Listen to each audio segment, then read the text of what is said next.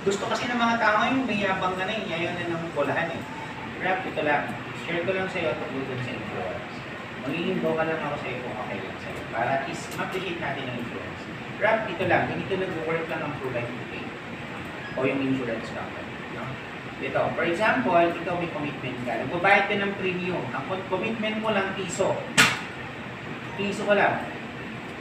Kada taon. Yan ang obligasyon mo na dapat gawin pag naproba ka ng insurance. Ito naman ang obligasyon ng insurance company sa'yo. Kung sakaling magkasakit ka, Rap, huwag naman sana, ito yung pera mo. Pero kung sakaling i-text ko sa langit, huwag naman sana, which is mangyayari, hindi lang natin anytime. Hindi natin alam kung kailan, ito yung pera mo. Kailangan mo lang, kada taon, bayaran mo ang premium mo. Piso kada taon. Yan lang ang commitment mo. Alam ko, Rap, bata ka pa. Matagal yung mangyari yan at ayaw natin may mangyari yan. Assuming ilang taon ka nagulong, naka 20 years ka. Yung kami, wala pala pa rin nangyari. Mabuting naipon ng mga 30 piso mo. Itong 30 piso mo, i-invest yun sa blue chip companies like Jollibee, BDO, BDO, yan. Diba? Tumubo yung pera mo. So, lumaki yung pera mo, may good news ako sa'yo, Rap.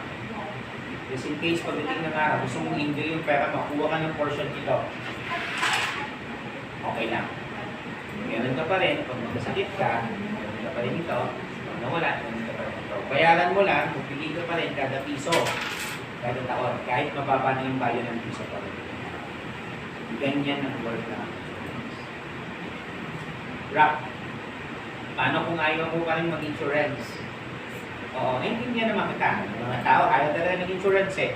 Pwedeng lahat ng pera mo, ilagay mo, nakabako yan, nakanegosyo, kasi ayaw natin mag-take and risk.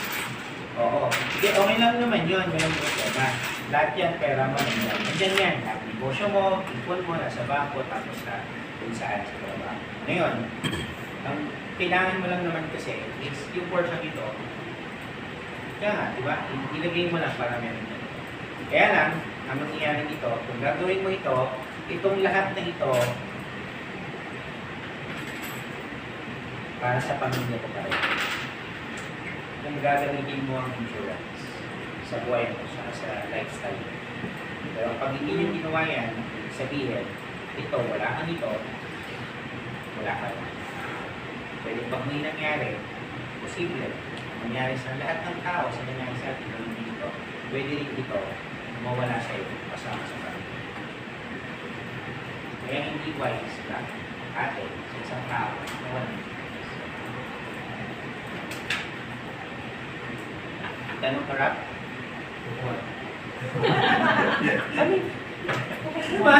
Tatanungin ko,